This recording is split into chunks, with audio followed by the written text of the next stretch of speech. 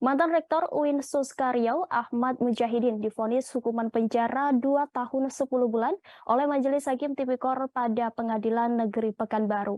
Vonis atau putusan ini dibacakan Ketua Majelis Hakim Salomo Ginting pada sidang yang digelar Rabu 18 Januari.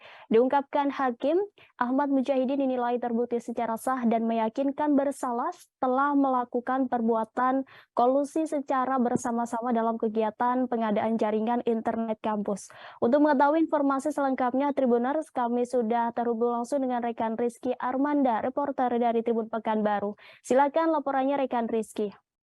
Baik, terima kasih Rima. Dapat saya laporkan bahwa dalam perkara ini Ahmad Mujahidin disebut hakim melanggar pasal 21 Undang-Undang Republik Indonesia nomor 28 tahun 1999 tentang penyelenggaraan negara yang bersih dan bebas dari korupsi, kolusi, dan nepotisme.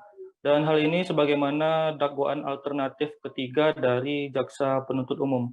Dan tidak hanya hukuman pidana penjara 2 tahun 10 bulan saja, Ahmad Mujahidin juga dikenakan hukuman untuk membayar denda sebesar 200 juta rupiah dengan ketentuan apabila denda tidak dibayarkan maka diganti dengan kurungan penjara selama 4 bulan.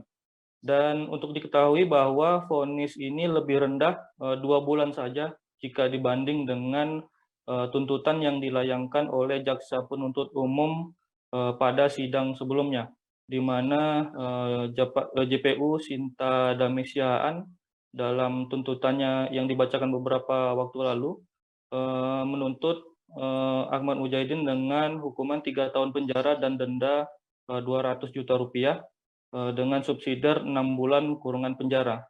Dan terkait vonis ini, Ahmad Mujahidin maupun juga Jaksa Penuntut Umum sama-sama menyatakan sikap pikir-pikir selama 7 hari ke depan untuk menentukan sikap apakah akan mengajukan upaya hukum banding maupun menerima putusan tersebut. Dan untuk diketahui bahwa selain Ahmad Mujahidin, perkara ini juga menjerat pihak lainnya yakni Beni Sukmanegara selaku Kepala Pusat Teknologi Informasi dan Pangkalan Data UIN Suskaryau.